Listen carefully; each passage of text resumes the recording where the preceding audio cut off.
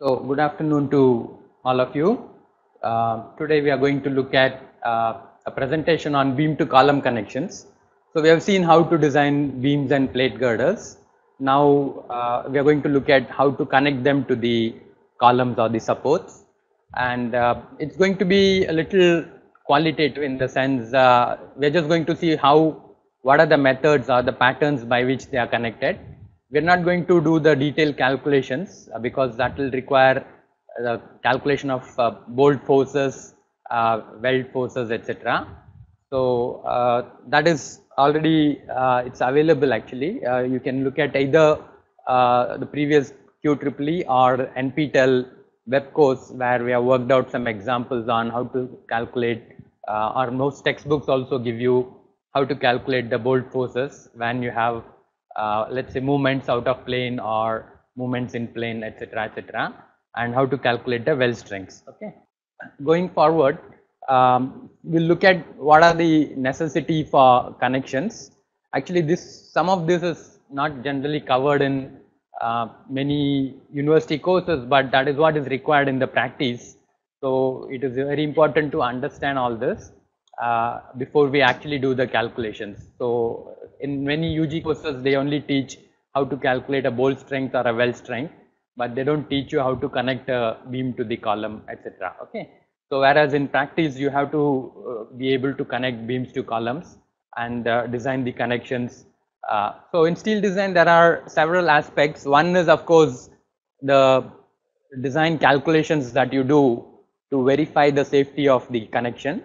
The other one is the ease with which this connection can be fabricated, right? So sometimes your connection may be safe, but then or even it may look economical on paper, but when you actually do the welding or the cutting and bolting and all that, you may have difficulties in fabricating, and that will add a lot to the cost of the connection. So mainly connection cost is not generally cannot be calculated in terms of the weight of steel alone.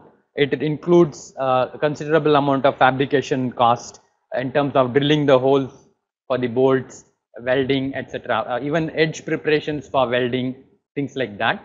And after doing that, again the members are assembled at the site, that is erected. So you lift the beam and how quickly you are able to connect the beam to the column. That is important. Otherwise, it becomes sometimes very difficult to connect. And in this process, you should also realize that there is very little room for tolerance. That is, if you want to have a 6-meter long beam, let's say your column flange to the next column flange gap is exactly 6000 millimeters. If you go wrong by plus or minus 2 millimeters, right, your bolt hole is just generally larger by the shank diameter only by 1 millimeter, okay, or 1.5 2 millimeters. So if you make a mistake in 6000 mm by a factor of let's say 2 millimeters, then your bolt will not go in, okay, and then it becomes very difficult. If it is either short, then again we have to do something to make up for the 2 mm. If it is long, then we'll have to do some grinding, or do something to reduce the entire length. So fabrication issue is a very big issue, and unless the designer is aware of how a connection is fabricated and erected, he will not be able to do a good design. Okay, so there is something called industry practice wherein people have standardized some connection designs and they use it because that helps them to take care of these limitations. Okay, because in paper you can do anything, but whether you are actually able to make it becomes an issue. There's also an issue of weld distortion. So when you weld something and allow the weld to cool, the weld will shrink a little bit, and you want a 90-degree connection between two plates. That 90-degree will reduce to 89, 88 degrees. So then you may have difficulties. Okay. So all these are to be kept in mind. So let's go through the presentation. First is the necessity for connections. Obviously, because the member lengths that can be rolled or even transported are limited. Generally, we assume that anything more than 6 meters is very difficult to transport through our roads. Okay, so generally we will try to cut down the members to less than 6 meters in total length. And depending on the project site and the place where fabrication is done, sometimes larger lengths can be fabricated and erected in position. That is possible, but generally it is around 6 meter. Okay. So then of course our structures are much larger than 6 meters, right? So that is in fact some of the beams may span more than 6 meters. So typically, for example, an industrial building beam could span around at least between columns it may be 20 meters, but overall as a continuous beam it could even be 60 to 80 meters or whatever, right? So depending on the width of the building. So obviously there will be a lot of connections in between. So that is the importance. Then structure is only as strong as the weakest link. So if your member is strong but then the connection is weak, the member, even though it has the capacity, it will not be able to take the load. Okay. And connection failure is generally to be avoided before member failure. That means we will do design for the design loads, but there is always a chance that the load will exceed the load that we have designed for, right? So some of the natural forces like wind, earthquake, we are not able to predict, and they may exceed the design load. So in that case, which element in your structure will fail first becomes very important. And we would prefer the members to fail because member failure is not only ductile, it is localized, it will affect only that member. Whereas if a connection fails, then it affects several members which are meeting at the connection. Okay, and connection failure is also generally brittle. So these are reasons why the connections are designed with a slightly higher safety margin. I'm not using the word factor of safety deliberately. So we call it a safety margin because that will ensure that the connection will not fail. And requirements of connection design. So generally we will do calculations only for strength, but we should remember that stiffness plays a major role in how a connection affects the member behavior, right? So for example, I might have designed the member as a fixed beam. So if I don't provide a really rigid connection, what will happen is the connection will rotate a little bit and some amount of movement, fixed end movement will get released, and that will go to the midspan. And I may not have taken that in my calculations because I assumed the beam to be fixed, ideally fixed. So stiffness becomes a very important issue. And as I said, when there is an overload like a wind or earthquake, we don't want the structure to fail. So ductility of the connection also becomes very important, right? So the connection should be able to deform a little bit without breaking, right? So it is that is also an issue. But normally it's not easy to calculate stiffness or ductility of connections. So we have to understand and do the design in a qualitative manner. Okay. Then, as I said, deflection control and stability under service loads are also equally important. So we might have checked the connection at ultimate load, but what would be the behavior under service load? So that is very important. So some connections, they will, for example, we put a bolt in a clearance hole. So when we apply a movement, the bolt may slip into bearing. So that 1 mm slip would lead to a reduction in the fixed end moment. So those issues are important. And stability, like you may think that a beam may be loaded only by gravity, but then during its construction or even after construction, sometimes unexpected lateral loads may come, right? So so I can't just make a beam and just put it on, let's say, seat angles and say that, okay, this is now ready to take as much load as possible, because some accidental push would dislodge the beam and it will fall down, right? So that is something which I have to always think of. So that is overall stability and local stability of members becomes important. Then, as I said, large deflection and ductility are important at ultimate loads and at overloads. Overloads are loads which are beyond the design values. Then connections are complex because first of all, they are more difficult to design than members because the stress and the force distributions are little complicated. They have greater potential for variability in behavior and strength. So what we do is we assume, like I told you in terms of beam design, we assume shear force and bending moment and we design for them, right? But beam doesn't know what is shear force, what is bending. It just knows how to transmit the load to the support. And in that process, there would be effects like stress concentration. So in connections, you'll get a lot of stress concentration effects, shear lag effects, slip and then gaps getting closed, etc., etc.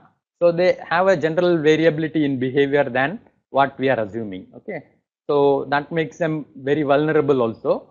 So failure of a connection also leads generally to a multiple member failures. Consequently, the structure may fail. You also know that the reliability or safety of a design depends on how much the loads are likely to vary from the assumed values, and how much as the strength is likely to vary, and how much it is different from the analysis, how much the behavior is different from what we have assumed in the analysis. So all these are uncertainties, and that leads to a lot of complications. There are also geometric imperfections. So for example, we may assume that all the bolts in a connection share the load, but they may not share exactly as we assume, because some bolt may be already in bearing, some bolt may be right in the middle of the hole, it may not be bearing, and so may not be taking its full share of the load. So all these imperfections could happen, and but generally we have to assume that due to some ductility and bearing of the bolt which is already bearing, that will deform, and other bolt which was not bearing also will go into bearing. So at least at failure our assumption will be true. So those are other implications of geometric imperfections. Then residual stresses and strains, because you do a lot of fabrication work, like you drill the hole, you weld somewhere, you cut the gusset plate. So all these fabrication works will develop residual stresses and strains in the connection. So those are again beyond our ability to work out in each and every case. So at least in terms of the member designs, we have some idea of the order of imperfections and residual stresses, but with connections it's not so easy to calculate or quantify those values. Okay, so these are some of the geometric imperfections that are listed here. Bow in members as rolled, as I told you, rolled member need not be straight because it's hot rolled, and when it cools it has a slight bow, in the sense it's not a straight member anymore. Then lack of fit in bolts which are used as bearing bolts in clearance holes, the hole is larger than the shank. Fabrication errors, member deflections, which are again not considered in normal analysis. So we assume the connection to be a perfect 90-degree, but you know that as you load a beam it will bend and it will try to get an end slope. Okay, so those can also affect welding distortions, gaps and tolerances, etc., etc. Okay, so and then residual stresses and strains, so those are also there. So now we directly come to section 10 of the code. The first part of the section talks about what are the types of bolts, what are the types of welds, how their strength has to be calculated, etc., etc. And then we come to 10.7, which talks about the minimum design action, the minimum load that you need to consider for designing any connection. Okay, so let's read this. The connections carrying design action effects shall be designed to transmit the greater of number 1A is the design action in the member. So as per your analysis, whatever load or movement or shear force you are getting as per your analysis, that is known as the design action on the member. And B is the minimum design action effects expressed either as the value or the factor times the member design capacity for the minimum size of the member required by the strength limit state specified as follows.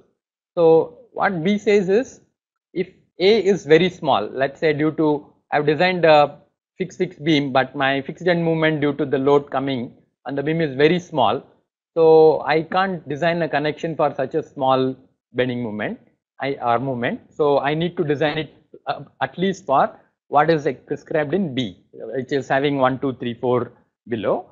So connections in rigid construction, a bending moment of at least 0.5 times the member design moment capacity. This is required to, as I told you, to ensure that the beam is really fixed, because if I don't have even that capacity, the connection is likely to rotate, and as a consequence the angle between the beam and column will change, and as a consequence the fixed end moment which you are assuming, like let's say WL square by 24 for a beam with UDL, would not by 12, it will not come. Okay, it will reduce. So for stiffness requirement this is prescribed. Okay, then connections to beams in simple connections, a shear force of at least 0.15 times the member design capacity or 40 kilonewton, whichever is lesser. Okay, then connections at the ends of tension or compression members should be designed for a force of at least 0.3 times the member design capacity. So even though the member has some capacity, but if the load is not so high, and as a consequence you think that the connection need not be that strong, but still you have to design it at least for roughly about 1/3 of the capacity of the member. Okay. So then splices in members subjected to axial tension, again the same, it's like a tension connection. We'll come to splices and beams towards the end of this presentation. But basically splices in beams have to ensure continuity of slope. So there are many cases where people design connections or splices with black bolts, and then when the bolt slips, there will be a small kink or change in the slope from left side to the right side, and as a consequence the beam will not really behave like a continuous beam as we have assumed in the analysis. So quite often we don't prescribe black bolts or bearing bolts for that. We prescribe high strength friction grip bolts, and in that we put a condition that at service load the bolt should not slip. Okay, so we design it for that, and at ultimate load the connection should not fail. So that is as always there. So we have to understand that stiffness also is a very important issue in connection design, which often is not stressed in many textbooks or many lectures.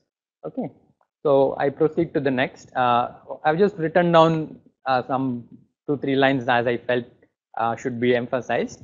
Connection behavior is complex due to what is called as force transfer between the connecting elements such as bolts, welds, gusset plates, and also due to stress concentration effects. So what happens as a consequence is that the assumed and actual behavior of the connection becomes different. So we may assume that, for example, in a in-plane movement connection, the bolt force is proportional to its distance from the CG of the bolt group. But then depending on where we have actually drilled the hole, so it may go this way, that way, right? So it may be little bit different from what we have calculated. So that is one issue. We also should understand although we can't see it in normal analysis, but we should know clearly how the force gets transferred from each part of the member to the support, right? To let's say the column flange or whatever. So from the beam it may come through shear bolts into the top flange plate of the connection in a flange plate connection, and that flange plate will eventually be welded to an end plate, and the end plate may be bolted to the column. So that way, that is how the force flows, and we have to use that to analyze or understand how the connection is to be designed. Okay, so quite often what people do is, let's say I want to connect an I section for tension. Okay, so people calculate the tension total capacity of the I section in tension, and they divide that by capacity of a bolt, and they provide that many number of bolts, but that will disturb the stress flow. So we should know exactly how much load is coming through the flange, because flanges will be much thicker, so they will bring a major portion of the load. So that many bolts have to be located in the flange of the member, and webs will be thin, so less number of bolts will have to be located in the web.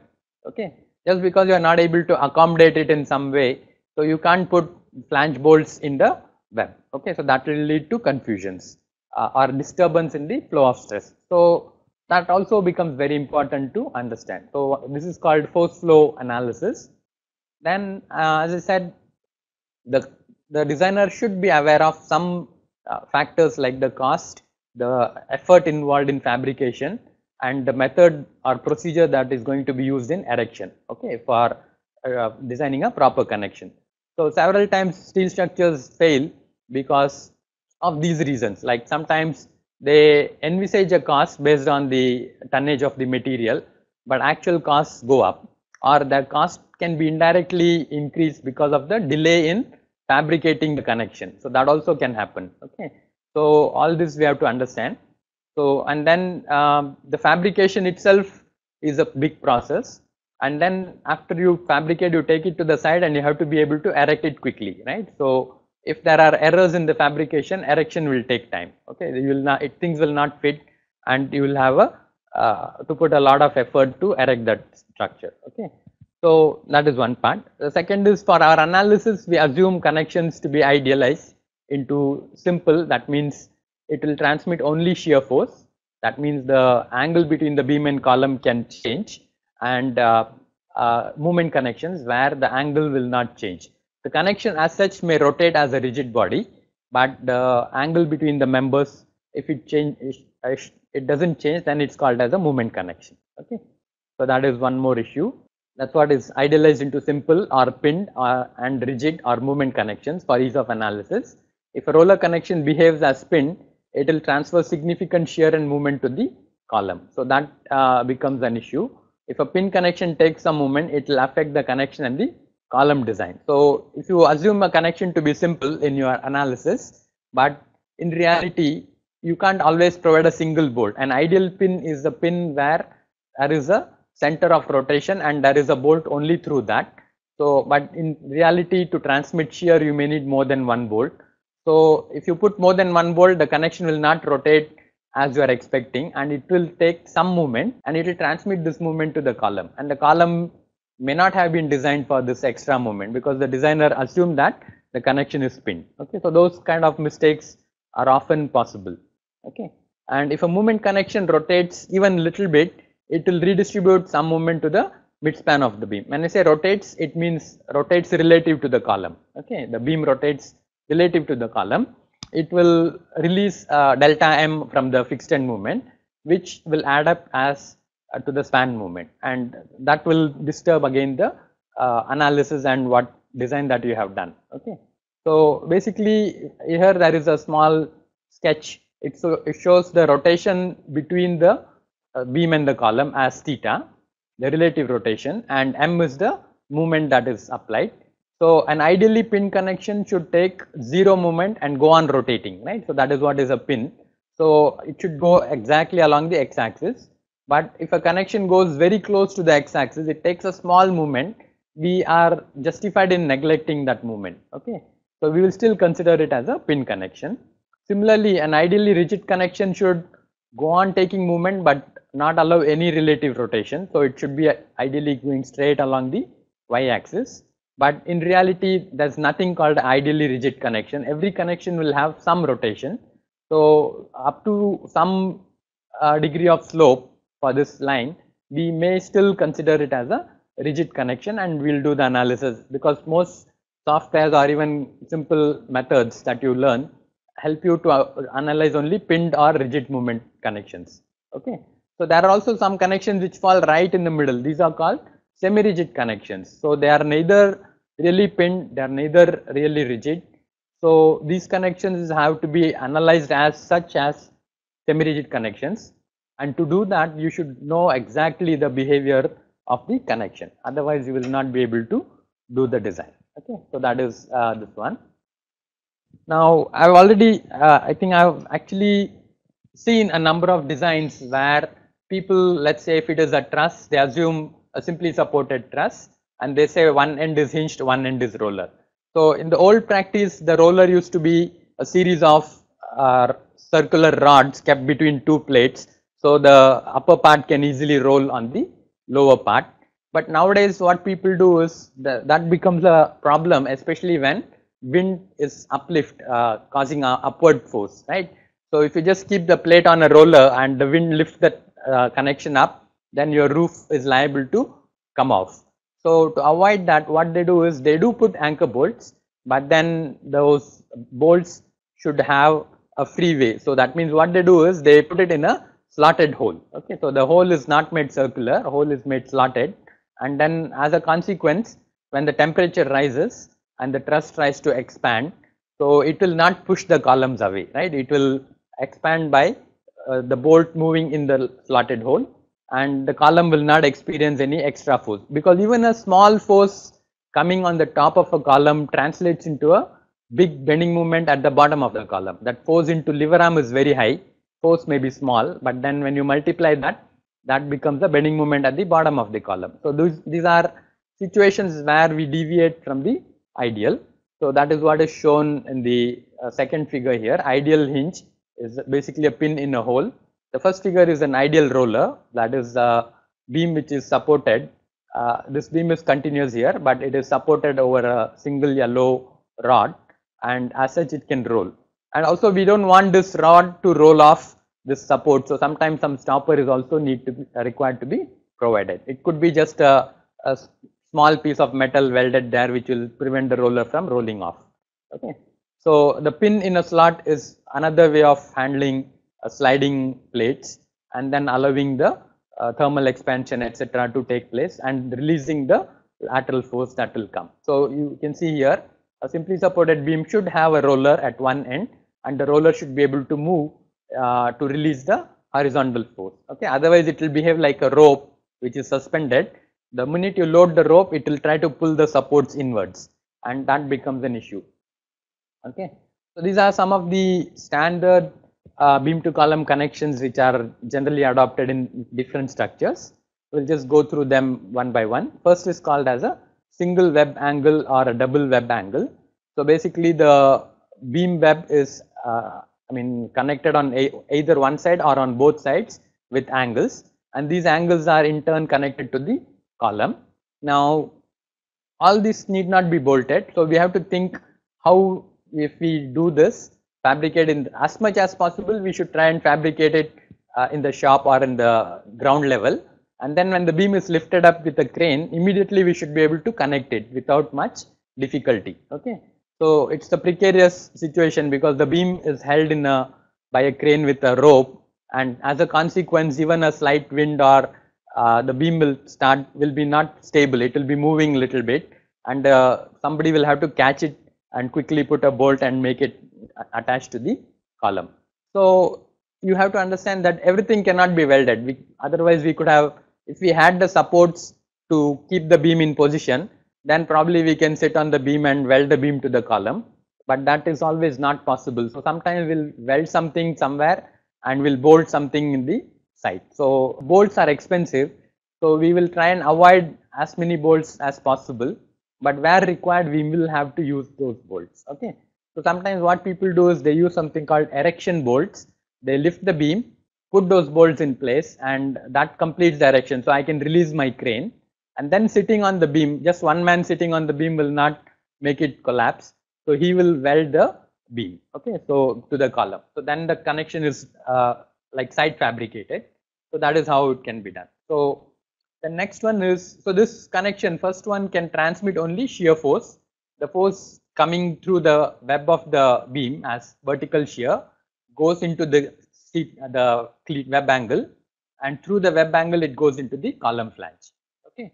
And note that there will be some eccentricity, in the sense the beam will transfer the load through this line of bolts, the first line of bolts, which are a little away from the column flange face. Okay. So that load into that lever arm will cause some eccentricity, but as long as that is small, we don't have to worry about it, and we don't have to consider it as forces coming on these bolts in the column flange. So we will say that the each bolt in the column flange will be taking its share of the total shear, and there is no tension coming in the bolt due to this eccentricity. Okay. And also this connection enables us to give what is known as a clearance gap. So a 6 meter beam I can cut, let's say a little less than 6 meter by a few millimeters, and that gap I will be able to bridge by using this angle. So it doesn't matter whether I cut let's say 1 millimeter less or 2 millimeters less, as long as there is a gap there, I will be able to do the connection. Okay. So that is how this facilitates fabrication and erection. Okay. Instead of this, we can also go for what is called as a seat angle and a top angle. So generally the seat angle is welded to the column. So as the column is lifted up, you already have something to put as a support at the required level, and then the beam is lifted and kept on the seat angle, then the top angle is bolted. So that is also a possible way of connecting. This is also a simple connection because this doesn't give the rigidity that you want for a rigid connection. Okay. So this can be considered as a simple connection and design. Then other option of, instead of using two web cleats, what they do is at the end of the beam they can put what is called as a header plate. Okay. So this plate directly welded to the web of the beam, and it has holes on the front and back of the web through which bolts can be put into the column. So obviously the column should also have holes drilled at the required locations before it is erected. Okay. Then this is bottom flange and web angle, bottom angle, seat angle and web angle. Okay, so that is also an option. So seat angle helps us to quickly erect. Also, it takes a major share of the vertical shear coming on the from the web of the beam. Okay. So then there are connections which are called T-stub connections. These are like a T-shaped. So these T-stubs are either welded or bolted to the column. The beam is inserted between them and then connected by welding or bolting to the T-stubs. So here what happens is the flange forces go through the T-stub into the column, and so it becomes more like a moment connection. Okay. Then you can also have top seat angle with double web, single or double web angles. Then flush end plate. Flush end plate is an end plate similar to the header plate, but it is much deeper. So as a consequence, it is able to transmit some bending moment to the column. And you also can have extended end plate, either extended in the top or in the bottom, and bolt to accommodate extra bolts. So larger movements can be transmitted to the column. And these are called column web stiffeners. So they ensure that the column flange will not bend or buckle out of its plane due to the pull or push by the flanges. Okay, so these are the standard connections. Now we'll just quickly go through how each connection behaves. So a single web cleat angle connection, the web cleat can be actually welded to the column at the required height. The beam can be lifted up, and then these erection bolts can be quickly put in. They also become bolts which will eventually transfer the shear from the beam into the web cleat, and through the web cleat the shear will go by welding into the column flange. Okay, so angle cleat welded to column and bolted to beam. This is cheap for fabrication and easy to erect, but needs somewhat accuracy in fabrication, not very accurate, but some accuracy. You can also have, this hole can also be a slotted hole, so that even the beam is cut little shorter or longer, the bolt will still go through. Okay, it's not a question of cutting only the beam, it's a question of drilling the hole where the bolt has to go in. So the beam may be of some length, but the hole has to match on both sides. Like, so one side I connect, and then other side, if it pulls because of that, the gap is more and the whole mismatch may occur, right? So to avoid that, we may go for circular holes on one side and slotted holes on the other side. So that ensures that the beam will not move during service in the length direction, and at the same time I have some tolerance for putting the bolt. Okay, so these bolts are in single shear, and you need to check the angle for block shear failure through these two bolt holes, or the net section failure of those through the bolt hole sections. Okay, so that this black line here indicates the bolts which are seen here in elevation. Then double web cleat connection. Now what we did for single web cleat, we can't do for a double web cleat, in the sense we can't weld two web cleats to the column, and because now beam has a top and bottom flange, then you will not be able to insert the beam into the gap. Okay, so that becomes a problem. So in this case, what we will do is we will weld the two web cleats to the beam, and then we'll bolt it to the column. So that is an easier way of doing this. Here you can see the yellow lines can indicate weld, and the beam comes with two angles welded. The advantage with the angle as against the header plate is header plate may tilt. Okay, it may not be exactly perpendicular to the web, because as I said, weld distortion may occur. So then it will not fit properly. But an angle welded will maintain the 90-degree required. And also you can push inside or pull the angle a little outside. Here you can see in the section, this gap can be adjusted according to the need, and then as such we can directly lift and bolt it. So sometimes this will help, because we may transport the beam to the site. We will check the exact gap between the column, and then on one side we will adjust these angles accordingly, and then mark it, and then weld it at the ground level, and then lift it and bolt it at the required level, right? So these bolts will be the erection bolts, as well as the bolts which transfer the load from the web cleat to the column. So here we will need bolts on either side of the column web, right? So two angles are there, and all these bolts will be in single shear. I can also bolt this web cleat to the beam web. So if, for example, here you can see in this isometric, there are 3 bolts on this side and 3 bolts on the other side.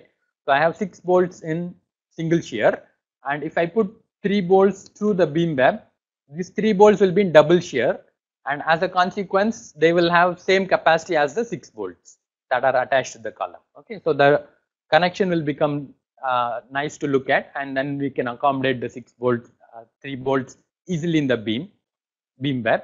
But if I were to accommodate more than a certain number of bolts, one option is I may increase the depth of the cleat angle, but if I increase this depth, what will happen is it will start taking some bending moment, so which I don't want. And at the same time, if I put, let's say, 3 bolts in 2 columns in the beam web, then my CG of the bolt groove will shift away from the column face, and I will get a bending moment on the column face, so which is again a problem, right? So these are issues which the designer has to think and probably consider it in the design calculations also. So it says takes more shear, so but requires more bolts. Packing plate can be used in this gap sometimes. If let's say we bring the web cleat welded to the beam web, but it is not really touching the column on one side, so then I can put a packing plate and repair the connection quickly. Which is, these packing plates are extra plates which have a pattern of holes drilled, and they are inserted between this web cleat and the column flange. Okay, so that is how we can insert the packing plates, and that solves the problem to a fair quick degree. Instead of packing plates, I may even use washers at the bolt hole locations. So that also is a possibility. So now the header plate connection is similar to the double web cleat connection. Only thing is the 2 legs are not directly welded to the beam web, but the plate itself is welded to the beam web, and these are the bolts which are inserted. So again, you may have to check this section for block shear, because if this fails, it will fail in an inverted manner. Actually, from here it will go to the top bolt here and it will come down. So this part will break in block shear, and the beam with the inner part of the header plate will go down, and the outer part U-shaped, inverted U-shaped part will remain with the column. So according to the force flow, we need to make sure that such failures are checked, or the calculations are done to ensure that they are checked. Okay, then we proceed to what are called movement connections, where we want to not only transmit shear, but we want to also transmit a bending moment, fixed end moment to the column. So we can have in this what are called the T-stub, as I told you. These are the T-stubs, or sometimes these flange plates are directly welded to the column. So in which case it's called a flange plate connection. Flange plate web cleat connection. You still need a web cleat to transfer the shear. Okay. So the flange plates are designed only to transmit the tension and compression coming due to the bending movement, and the web cleat is designed to transmit only the shear. So this is a simpler way of analyzing and designing the connection. Okay, so it's similar to the top sheet angle web cleat connection. Then there are other connections, beam to column connections, wherein we put extra elements to make it more rigid. Okay, so these are called rigid beam to column connections. The first one is short end plate connection. So it's an end plate with bolts. These bolts are now in out of plane movement. So the top bolts will have more shear, and it will decrease as you come down. Okay, so sometimes these bolts are not put here because they carry less tension, but generally all the bolts are assumed to carry equal shear. Okay, so they share the entire shear force, and the top bolts carry more tension and then share a larger part of the bending movement. And in most connections, we will try to keep the bolt diameter same. So it's never that we use smaller bolts at the bottom and larger bolts at the top. We don't do that for various reasons, and also for inventory reasons. And then, since you are transmitting a large movement, this column flange, which is having only a web at the center. So if you look at it in plan, it is like a T, and the edges, the front and the back edges of this flange are free to deflect inwards or outwards, right? Basically out of their plane. So to avoid that, what are called column web stiffeners are provided, and they are welded to the front flange, back flange, and the web of the column. So 3-side welding is done, and this ensures the bending of this column flange will not occur, okay, due to the large movement. But sometimes when the moment is transferred, you also should remember that a large shear force also comes, and especially when lateral loads act on a frame like this, and if you have a beam on this side, so you'll have downward shear here, upward shear here. So you'll have a large shear force and complementary shear coming. As a consequence, like we saw in plate girders, no, the web plate in a plate girder buckles in shear. So similar to that, the column web, which is also very thin and deep, is liable to buckle in shear. So if that is a worry, you can calculate at what load this, at what shear this web will buckle. And if you think that it is buckling, then you need to provide what are called a diagonal stiffener or an extra web plate which is welded inside. Okay, so or I can even weld it around here, and that is called as a doubler plate. Okay, so there are three methods. One is to either use a column with a thicker web, but in roll sections you can't change the thickness of the web.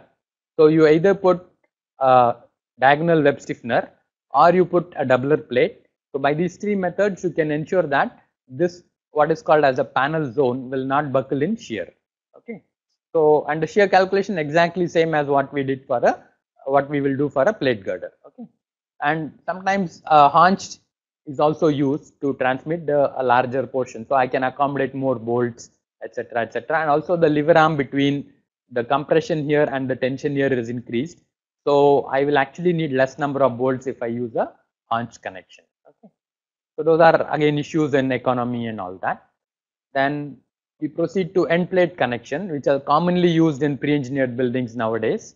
So in these connections, the beam is directly welded to an end plate. So you do butt welding here, so that the flange force is transmitted to the end plate, and you have to use a sufficiently thick end plate so that end plate doesn't bend, because if end plate bends, there will be something called prying action coming here. Okay, that is, it will put extra force on the extra tension in the top and the subsequent bolt. So bolts are designed for out of plane movement, so it is assumed that the bolt tension is proportional to its distance from the neutral axis, and based on this the force is calculated. The bolt is to be checked for shear shared among all the bolts. So V by number of bolts will be the shear in each bolt, and tension due to this movement plus prying if any. So tension plus prying will be the tension, and shear is the coming. So a bolt is now under combined shear and tension, and you have to use the interaction equation given in the code to verify that the bolt is safe. Okay, but here again the accuracy in fabrication is very critical, because both the end plates should touch at either end of the beam, they should touch the column flange. So if there is a gap, or if the gap is not there, then the beam will not go between the columns. So those issues we have to address. Okay, so as I said, there are some connections which are neither rigid nor flexible, so these are called semi-rigid connections, and the code gives you or allows the use of semi-rigid connections. Although they have not yet become popular, actually they are found to be cheaper and more economical than simple or rigid connections, because in simple connections your connection cost is less, but to make the frame take lateral loads, you need to provide alternate lateral load resisting system like bracing or a shear wall or something, whereas in movement frames that's not required, but the connection becomes expensive. So let's say since much of our country is not under high wind or high seismic regions, we can go for semi-rigid connection, and we have done a lot of research here to understand how different connections behave and how they can be designed economically. Okay, so what are these two are generally classed as semi-rigid connections, that is top seat angle with web angles and top and seat angle connections. Okay, so I'll just show you one or two slides and close on how or why semi-rigidity comes, which we don't expect, but it really comes because of stress concentration. What happens is the angle may open up or close. Okay, the top angle may open up or the bottom angle may start closing, and as a consequence, see this here, this angle is it is not 90 degree, it is less than 90 degree. This angle tries to open up when we apply bending moment. This flange pulls that angle, and as a consequence, this slope between the column and the beam doesn't remain 90. So if it reduces by there will be a rigid body rotation theta, but there is also a relative rotation theta r. So that theta r tells you that it's a semi-rigid connection. Okay, and I have photographs to show how this angle opens up at the top or how the bottom angle closes. Now here you can see that when this angle bends like this or opens up, it acts more like a prying hammer. Okay, like you know how a carpenter pulls a nail, right? He doesn't hold it in a plier and try to pull. What he does is he inserts the back of a hammer and then bends it. Okay, he pries it out. So this is like a lever principle. So you insert it, and if you pull this here, this will touch at the tip and there will be a compression force. So my load which I am applying P will actually add up as P plus Q and the nail will come out. So here also this angle touches here at the tip, and whatever pull is applied, tension plus this Q will add up, and this bolt will have a tension of T plus Q. Okay, so that again code tells you how to calculate Q for this kind of situation. So alternative is to use a thicker angle so that it will not open up like this. Okay, so that is I think this thing. I'm not going to go into other details. I think I've just given you some idea of how the various elements deform and how we assume that they are not going to deform quite often, and we may be wrong. So we have to be very sure that this kind of deformations will not occur. So we have chosen a sufficiently thick angle. At the same time, choosing always a thick angle will not be an economical procedure, because you have to drill through a thicker angle, drill the hole and things like that. So connection design is very important, and it accounts for a major portion of the cost of a structure. So it's always a good idea for a designer to visit a fabrication shop and visit an erection site and understand how the connections that are designed and how they are economical as well as safe. Okay, so with that we come to the last slide, that is beam splices. So as I said, beams are always, I mean, they will be in pieces of 6 meters for transportation limitations, but the beam span may be 8 meters, in which case I have to decide where I want to cut the beam, right? One option is I can have 6 meters plus 2 meters, but that may not be a very good option. Or I can have 1 meter, 6 meter and again 1 meter. That means I'll have to make 2 splices, which will be expensive. So I have to decide now what would be the right way of doing it. So let's say if it's a fixed beam, generally we would like to provide the splice at the points of inflection, right? So whatever may be the point of inflection. So let's say 1.5 meters from either end comes the point of inflection where zero movement comes. So I'll have to design my splice only for shear. Okay, so it will be economical. But remember that as per your analysis of UDL, or the live load also being distributed as uniformly distributed load over the beam, those are the point of inflections. But in practice, the live load may come only on the first half of the beam, in which case my point of inflection may move a little bit.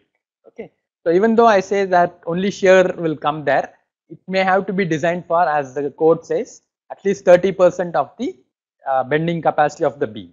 Okay, so that is how the splice has to be designed. The other issue is, even after I design it for that strength, if it rotates due to the slip in the bolts, then it will release the moment. So it will not behave like a single beam. It will behave in as 3 broken beams. So again, I have to think about that. But still, given all that, let's say the point of inflection is a good place where I know that even if a movement comes, it will come very small. So I will design it like that. So I may divide it as 1.5 on this side, 1.5 on the other side, and the middle piece will be 3 meter, which will be easy for me. So I can attach the two 1.5 meter pieces to the column, and they may not fall down due to their self weight. So they will just stick to the column. Meanwhile, I can release the crane and lift the 3 meter piece and then connect it to the two ends. So that way I will get a 8 meter beam or whatever, right? So that also can be done. So let's say 1.5 plus 1.53, and the middle may be 5 meter. So that will complete the 8 meter beam that we are designing. So for roll section, it is generally assumed that flange splice carries the moment and web splice carries the shear. So here we can see the bending moment is taken only by the two flanges. So we divide this bending moment by this distance lever arm, and that gives me the T and C in the flanges, and the splice will be designed only for that, and the web will be designed for the shear capacity of the web. Okay, so that is how it can be done. For a very deep girder, this moment has to be also divided between the flange and the web. So web will have its share of the bending moment. So if my neutral axis is here, there will be a variation of bending stress, and as a consequence the web will have some capacity MW, and this splice has to be designed not only for V but for MW also. Okay, so that means this bolts will have shear plus tension, and I have to check the interaction of the shear and tension in the bolt. So that is about this. So I think that completes a quick review of how to design beam to column connections. Now we'll open it for questions. You can ask any question related to connections, but we will not be able to explain you the basic behavior of bearing bolts, high strength friction grip bolts, etc., etc. But you can ask. Okay, there's one question: why angle cleat is welded to column, not to beam? The reason is you can also, if it's a single angle, you can also weld it to the beam. I don't see any reason. But then once you lift the beam, you have to somehow weld the beam and the cleat to the column, which is a difficult proposition, right? So whereas if I weld it to the column, it will be in the ground line horizontal position. So I can sit easily on the flange of the column and weld it, and then this crane will make this column vertical. So I'll already have a cleat at the required height, and then I lift my beam and put the erection bolt. So it's only a question of how to conveniently erect the structure. Okay. Okay. There's one more question: which is more advantageous, rigid, semi-rigid, or pin connections? So I would say each has its own advantage in a way. So for example, in a typical building, not all the frames would be designed to take lateral loads. So what we will do is, we will designate some specific frames. So those beams of those frames will be made rigid connections, and the rest of the beams may have simple connections. So that is because simple connections are cheaper, easy to fabricate and erect. So we will try and avoid rigid connections as much as possible. But then if I provide everywhere simple connection, my building will not stand. It will collapse when lateral load comes. So either I'll have to put bracing or shear wall or something. So instead of that, that architects also may not allow or agree to that sometimes. They'll say it will not look nice, or it will block the view and things like that. So depending on that, we can do. Semi-rigid connections are definitely advantageous compared to rigid or simple connections. But then you need to have a good knowledge of how the connection that you are designing will behave. What is the M theta relationship? Some guidance is given in the code in the appendix regarding semi-rigid connections, and you also need to include that in the analysis. So you will not get the full fixed end moment, you will get a reduced fixed end moment at the end of the beam and things like that. Okay. So how to recognize which connection should be used? Basically we decide on how the entire structure is going to take vertical loads and lateral loads, and based on that we decide how many connections will be rigid, how many will be simple, and so on. Okay. So if let's say in a high wind zone or a high seismic zone, there will be more rigid connections coming in the same building plan, whereas in a low seismic or wind zone there will be less rigid connections coming. Whatever it is, finally we have to show that the structure is able to take all those lateral loads and gravity loads that are coming on the structure. Okay, if there are no more questions, we will proceed to the beam worked example. It's a Word file. Okay, so basically design bending strength and shear strength of a laterally supported beam. Okay, so it's a simple design problem. It says design a simply supported beam of 5 meters span to carry a factored uniformly distributed load of 47. So in limit state design, we will always give you a factored load. We will not talk in terms of service loads. So directly the factored loads will be given, and whatever is the dead load plus live load into their corresponding load factors, that is 47 kilonewton per meter, and the beam span is 5 meters. So WL square by 8 is working out to be 146 into 10 to the power 6 Newton millimeter, which will be 146 kilonewton meters. Okay. So, and similarly, this is basically W L square by 8 bending moment for a simply supported beam, and factored maximum shear is WL by total load is W into L. So, divided by 2 will be 117.5 kilonewton. So, these are the loads which are given. So, either we can directly design for the given bending moment, or we can increase the bending moment by, let's say, 5 or 10% and then design for that.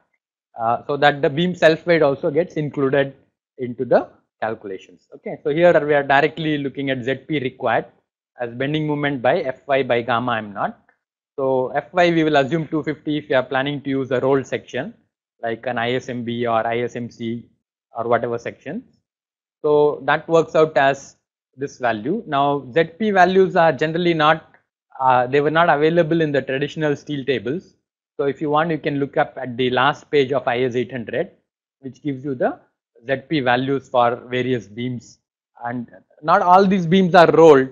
Unfortunately, for example, ISLB 300 may not be available readily in the nearest shop that you have. So if it's not available, then it may delay your project. So we should generally have an idea of what are the sections which are available. All the ISMBs are generally available.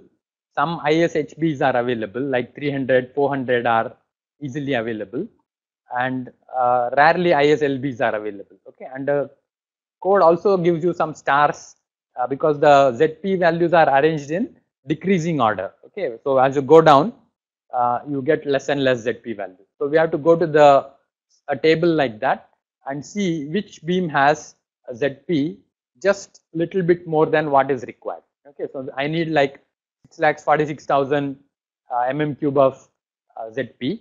So I choose ISMB 300 because I know it's readily available and it has ZP greater than what is required. And then I list the properties. Note how on the right hand side we have a column for remarks and codal provisions.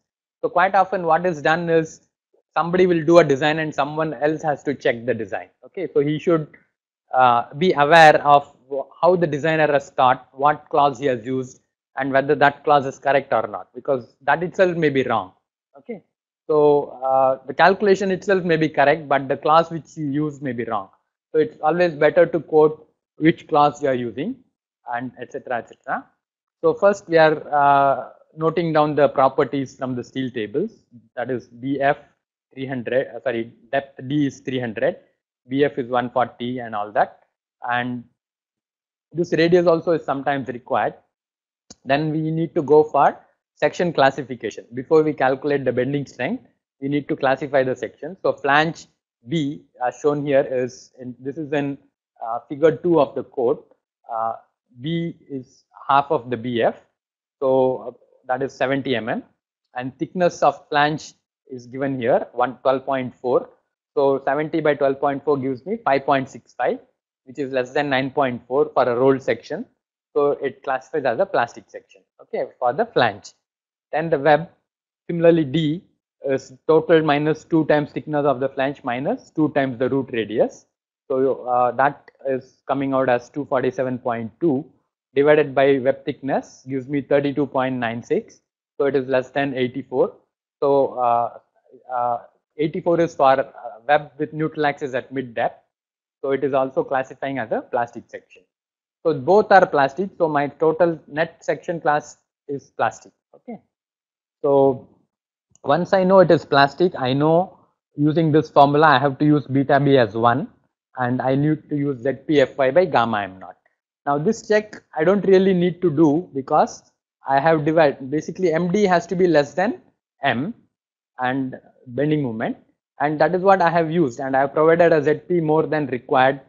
So obviously if I do, I'll get a moment of resistance or MD much more than BM. Okay, so I don't have to do classification, this calculation again.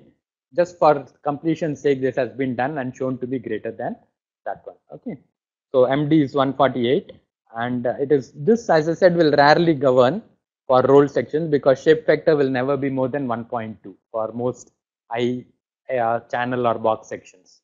So this is just coming safe. Then design shear strength of the section. So VD we need to calculate. AV in this case, the shear area is total height 300 into thickness of web, so 2250 mm square.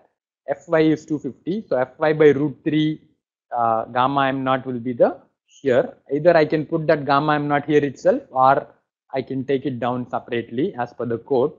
So Fy by root 3 gamma m naught into AV works out to be 295 kilonewton, and that is greater than 117. So we will find generally most beams will be governed by bending rather than by shear.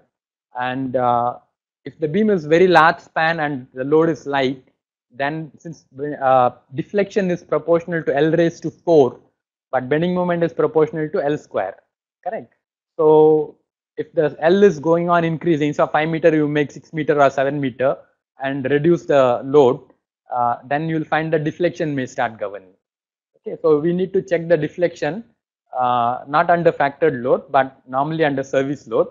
So here what is done is the deflection under factored load has been checked, and the permissible deflection, this could be L by 300 or whatever depending on the type of beam, and that is amplified by 1.5. But generally you can divide this W by this 1.5, and for that you calculate Y max and show that it is less than the limit prescribed by the code. Okay, so in this case it is coming almost safe, but as I said, probably if the beam had been 6 meters long, it would have violated the deflection criteria. Okay, so this is a first example. Shall we have any questions on this? And we are not checking web buckling and web crippling because it's a rolled section under UDL, and so we know that it will pass the web buckling and the web crippling check, and we will give sufficient width for the support. Okay, I'll just give a minute for if somebody has any question on this example, and then I'll proceed to the next example. Okay, there are no questions, so let me go to the next example. This is design bending strength and shear strength of a laterally unsupported beam. So the question actually, here we are not designing the beam, here we are calculating. It's more like an analysis problem. Design would be by trial and error. So what we will have to do if we have to design a beam for a certain given load is that we take a beam, we check whether it is adequate. If it is not, then we go for a higher beam and continue. Okay, so that is how we will have to do the design. So it helps to work it out in an Excel sheet so that we are able to do these calculations very fast by just changing the properties of the beam. Okay, so here it says determine the design bending strength of a laterally unsupported beam of ISMB 300 span 5 meter supported laterally only at the ends, and calculate the factored UDL as governed by this bending strength. Okay, so actually it is the same ISMB 300 which we used in the previous section, and it is also the same span 5 meter. So there we know that it was safe for 47 kN per meter. Now let's see how much load it is able to take. Okay, so the properties are similar, and it is classifying as plastic. But here this classification is not of much consequence because we will not be able to go up to the MP value of the beam, but we just still need to have the calculation done. So we are doing it. Then elastic lateral buckling moment MCR. If I just move this a little right, a little down, the code reference will be given. I think I have missed out on that, but generally you need to give the code reference as to from where you are picking up this formulas. Okay, so MCR, for calculating MCR for an I section, we know that we can use the simplified formula. All these formulas are given in the same clause. Unfortunately, there is no separate number for this, so it doesn't matter. But you can just quote that. I think it's 8.2.2.2 clause number. As per that, MCR for a monosymmetric beam is given in terms of H by TF, and so we need to calculate H value. Okay, center to center distance between the flanges. It is 300 minus thickness of the flange. That is TF by 2 on the top, TF by 2 in the bottom. So total will be TF. So that if we remove, we will get the center to center distance 287.6. So which is required to be used here. The beam is assumed to be laterally supported at the ends. So the effective length LLT for lateral torsional buckling is 5 meters, 5000 mm. So that is put here. IY is from the steel table, and TF, RY, etc. are also from steel tables. So putting all that, we are getting MCR as 101.53 kNm. So from this MCR, we have to calculate, putting it here, we have to calculate the non-dimensionalized slenderness ratio lambda LT, and that works out to be 1.267. Okay, so this is a non-dimensionalized slenderness ratio, and it is greater than 0.4.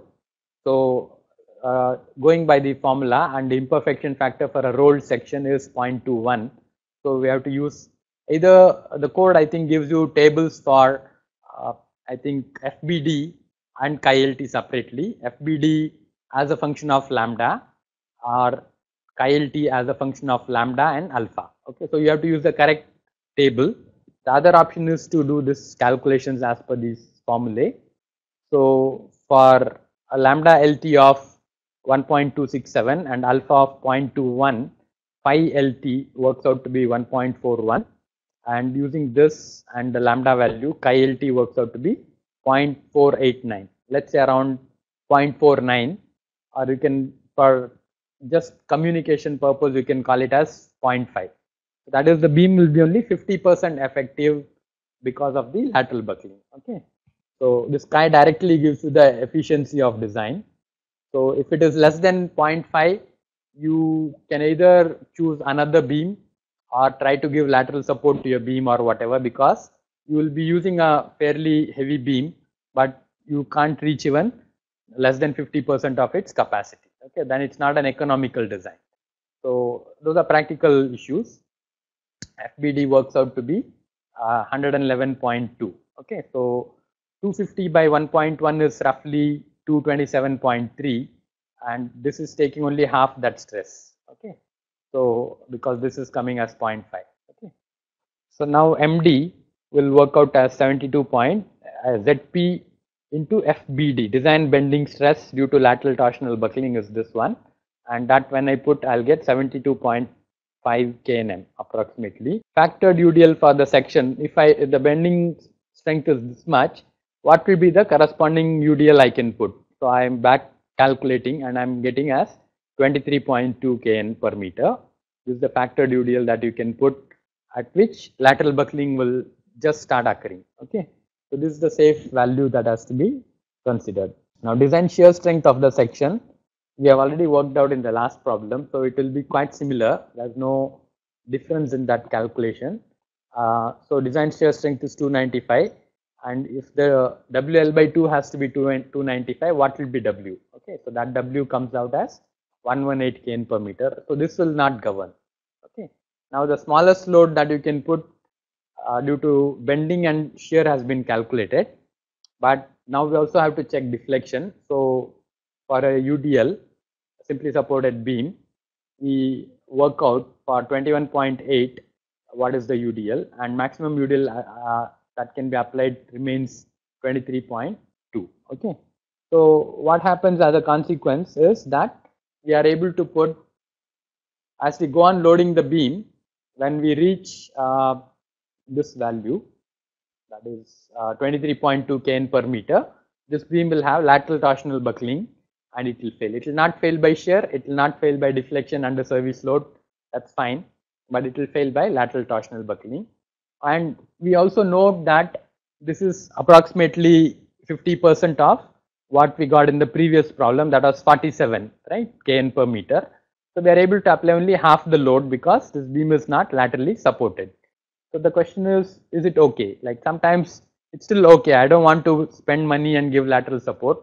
Sometimes I'll see that, okay, I want to increase the capacity. If I'm able to, let's say there are two beams parallel, so if I can plan brace them and reduce the effective length from 5 meter to 2.5 meter, then its capacity will go up. So that way also I can think of. Okay, so now again we'll open this for questions. Simple question, why ISMB section is selected?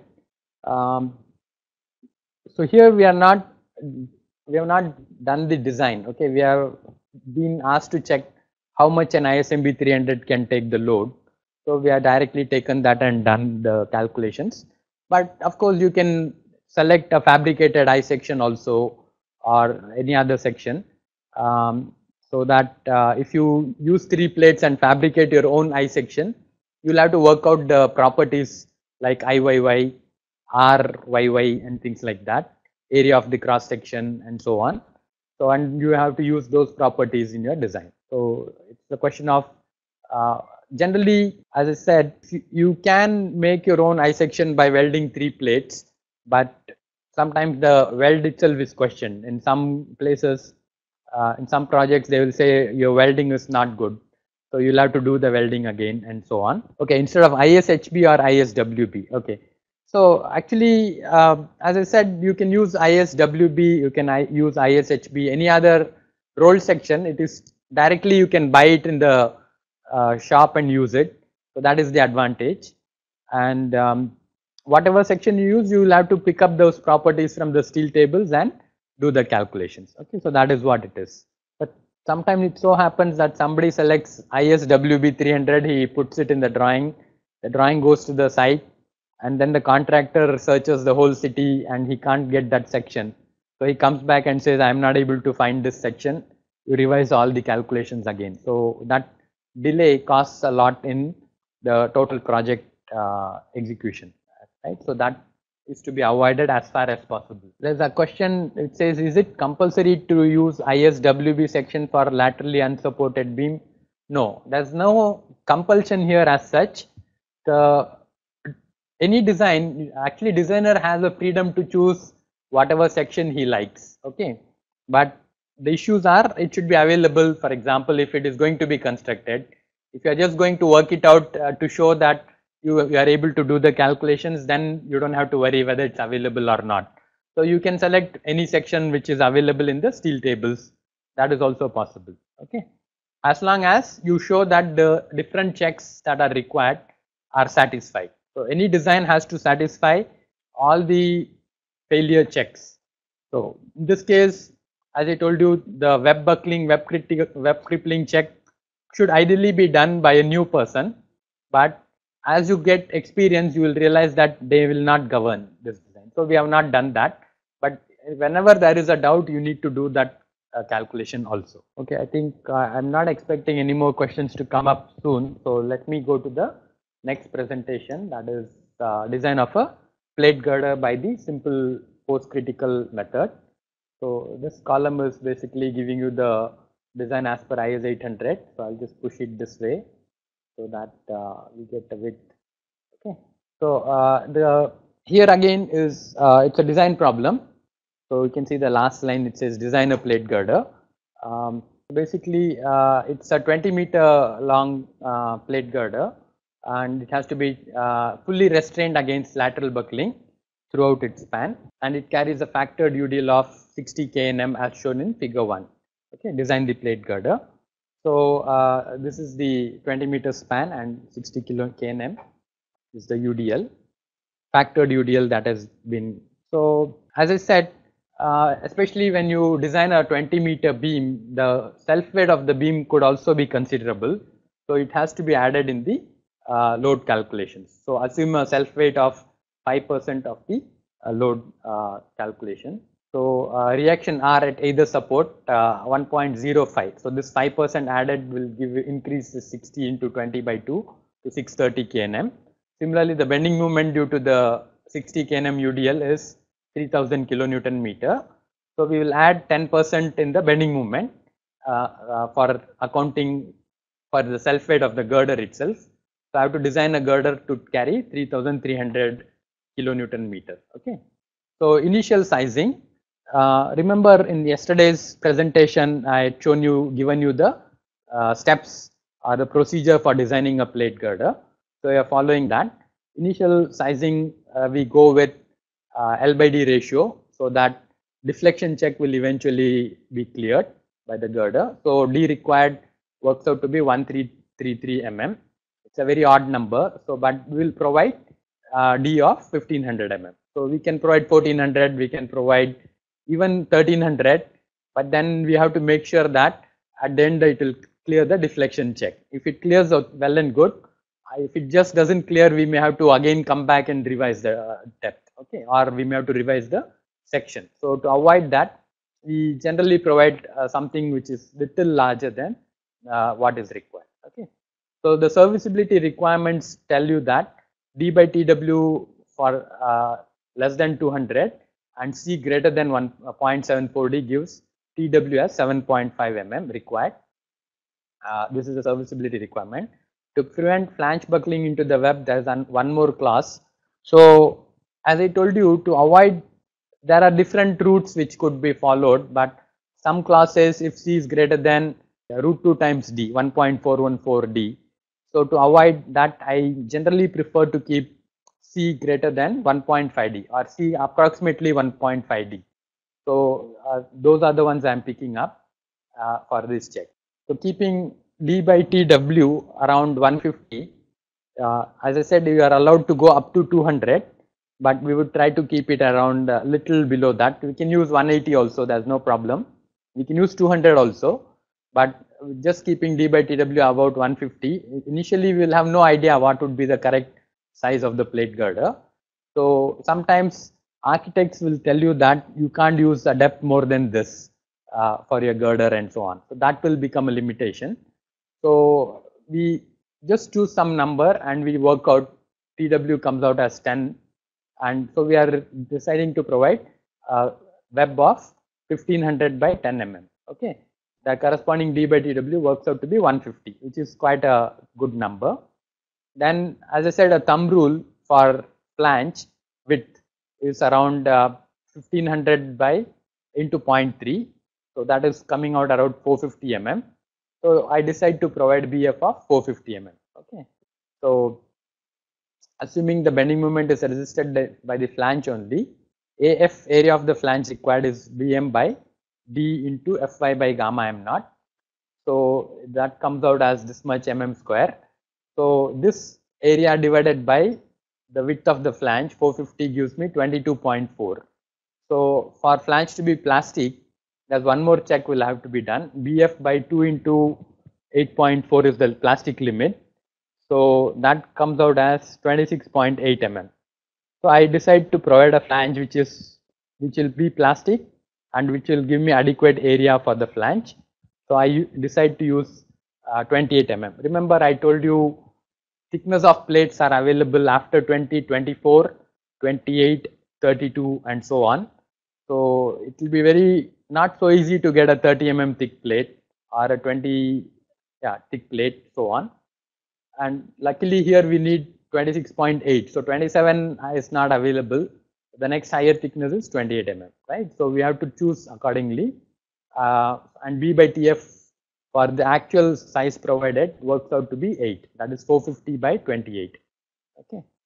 So which is plastic less than 8.4. So it is already cleared that plastic limit. Now check for self weight. So we assume some 5%, 10% for shear and bending. So we want to know whether that is correct or not. So area of the web is this much. Area of two flanges adds up to this much. So total area of the plate girder is this much. Cross section is this much. Using rho as 7850 kg per meter cube. Now we convert that kg into kilonewtons. So 77 kilonewton per meter cube approximately. The weight comes to 2.1 kN per meter. And the bending moment, if you add 120 plus 2.1 comes out to this one, and the moment of resistance comes out this one, right? So both are coming out safe. So the bending moment is slightly more than 3000 that we worked out, but the moment of resistance is much more than that value. So it is safe, including the self weight of the girder. Okay. So that means we have now completed the cross section design. Okay. Now we just need to check whether the web is adequate for transmitting the shear that is coming on the web. So we go for the simple post critical method. We have already assumed spacing of stiffener C as 1.5 D. So D is 1500. So C comes out as 2250. Number of panels we just work out. So because eventually with that spacing we should have a integral number of panels, right? So I'll show you the figure if you want. We have a figure. So this is my span and this is the spacing of stiffeners. I am going to keep the spacing constant. So I'll have to work out what will be the ideal spacing. So I get a integral number of squares, panels. So 20 is my span. I want to keep my C as 2250, that is 2.25 meters. So I'll get 8.9 panels, which I can't provide. So I'll say 9 panels. So I marginally revise. I divide 20 by 9 and I'll get C as 2222 mm. Okay, so I'll use that spacing, okay, for my stiffness. So it will be slightly less than 1.5. But whatever it is, for that my tau critical is working out for d by tw of 150. It works out to be 57 MPa, and lambda w, the slenderness ratio for plate shear buckling, comes out as 1.583, which is greater than 1.25. So tau b is given by this formula. As I said, this formula need not be checked. You can, once this comes greater than 1.25, you can assume tau b same as tau critical, because this formula will lead you to same value as tau critical. Okay, so it's a very slender plate, so it will buckle as per the theoretical value of tau critical. Okay, so that is what it says. And the net shear now the entire plate can take is area and shear into tau b, which is d into tw into tau b. So that is coming out as 864 kilonewton. That is the net capacity. Divide by gamma m0 gives you the design shear capacity, which is greater than the actual shear of 630 kilonewton. Therefore, it is safe in shear. I have just confirmed that our web plate is adequate, provided it is stiffened at C of less than 1.5D. Okay, so we are actually planning to stiffen it at 2222 mm spacing. So that next is the design of the stiffener itself, intermediate transverse stiffener. So for C by D of greater than 2, we have kept it little more than 1.414. So the formula is this one: IS stiffness of the stiffener, moment of inertia of the stiffener should be this value, greater than this value. So this right hand side calculated works out to be this much, 1125,000 mm raised to 4. The left hand side, which is basically for the stiffener, also there is a clause which says that stiffener width should not exceed 14 times its thickness, right? It can actually go up to 20, but even if it is 20, you have to consider only 14 as effective. Okay, so we will directly substitute the width as 14 TS and back calculate what is the TS required. So TS required comes out as 5.9 by satisfying this criteria. And since 5.59 is not available, you will use 6 mm stiffener, thick stiffener, and BS will be 14 times 6, that is 84 mm. So beyond 84, it will not be effective. So we don't want to provide also. Okay, the corresponding IS is this value. Okay, so the connection of stiffener to web shall transfer a shear of this value TW square by 5 BS, which is coming out as 0.2 kilonewton per mm. So we have to choose a suitable weld size and weld the stiffener along the web so that it can transmit this much of shear. Then even though it's a plate girder with uniformly distributed, there are no point loads on this girder. Don't forget that at the ends the reactions are like point loads, and there could be web buckling, web crippling issues are at the end. So we have to check the stiffener as a load bearing stiffener at the end. Okay, so we have used by trial and error, we can, or since the load is very high, we can assume a fairly large stiffener, 220. Remember your plate girder flange width. I'll just go back. We have provided a 450 mm wide flange, and in that we have also provided a web, which is, where is the web size? 10 mm, right? So 450 minus 10 is 440. Okay, so either side the web is projecting only 220 mm on either side of the flange, is projecting 220 mm on either side of the web. Okay, so we can't really use a stiffener which is more than 220 mm. Okay, so in this case I am trying a stiffener which is 220 mm, and to keep that B less than 14 times T, I use a thick stiffener, 16 mm thick stiffener, and I am using it on both sides of the web. Okay, so my inertia of the stiffener about the center line of the web comes out approximately this one. basically B is 220 and T is 16. So sorry, here it will be T into B cube by 12, right? So it's a rectangle about the end, moment of inertia about one edge of a rectangle, and that works out to be this. The shear is 630 mm. So KL, the effective length for buckling of the web between the flange is 1050 mm. Assuming a stiffener on both sides of the web, moment of inertia of the web of 20 TW also can be added. That will not contribute to the moment of inertia, but it will contribute to the cross-sectional area taking the reaction as a load, okay, in compression. So it adds here, but here it will not change much in IQ value. So I keep 2 IQ by A, square root of that gives me the radius of gyration, and KL by R comes 115.3, so a 115, and for that FCD you can calculate either from the tables which are available in section 7 of the code as 89, or you can use the equations for column buckling, okay. So that can be done, and PCD comes out as 646, which is just greater than 630 kilonewton. So it is just coming safe. So basically you need a fairly high load bearing stiffener at the ends of the plate girder, okay. So the design and detailing are summarized here. This will be my plate girder. These are the intermediate stiffeners spaced at 222. Each stiffener is 84 by 6 in size, okay. The flange of the girder is 450 by 28, web is 1500 by 10. You can just put arrows to show the respective things.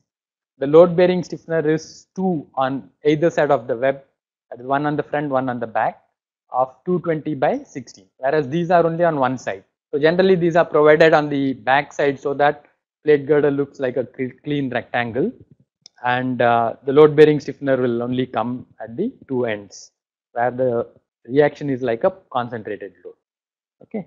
So this completes the plate girder design by simple post critical method.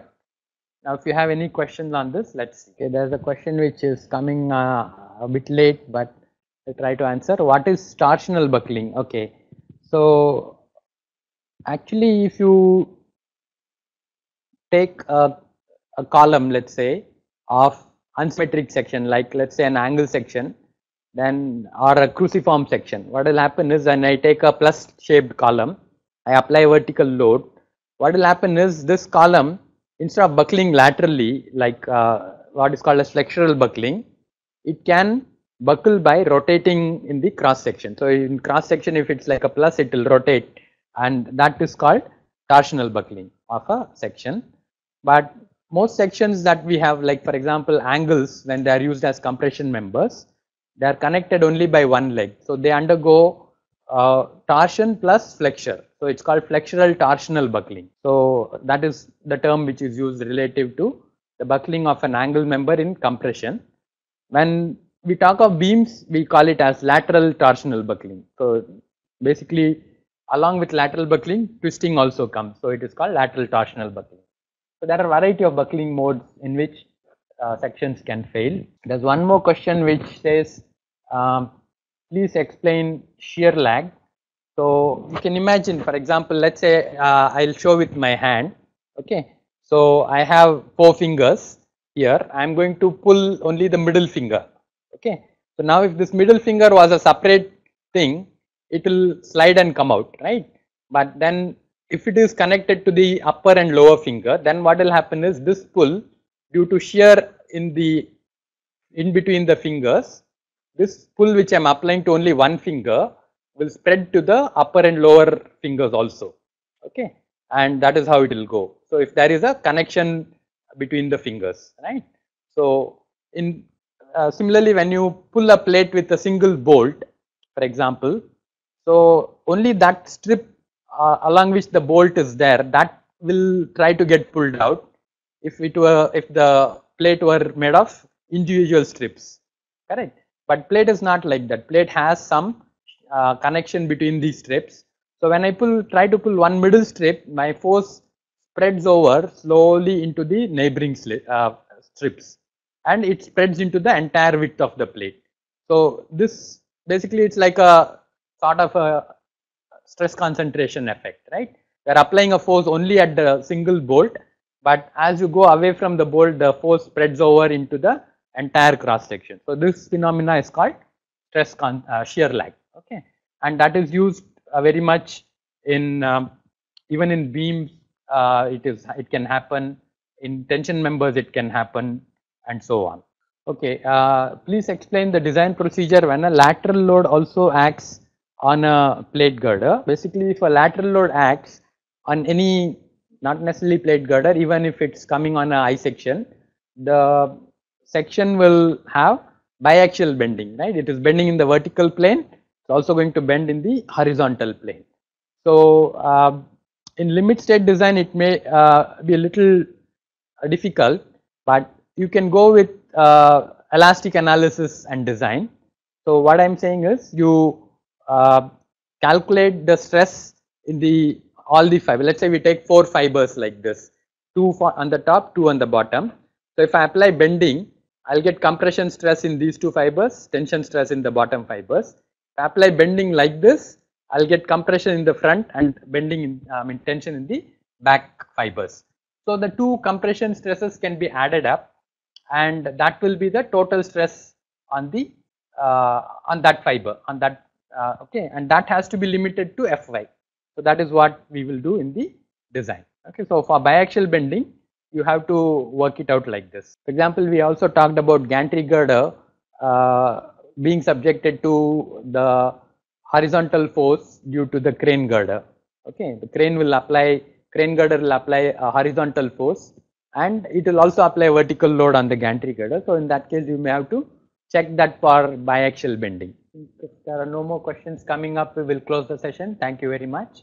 If you need any other help, you can write email to me at sr.satishkumar@gmail.com, and you can also look at there's a website in IIT Bombay where they are trying to develop a software to design connections, that is called OSDAG, okay, open source for design and analysis of steel. So you can also have a look at that. They have just made modules for simple connection designs. Thank you very much.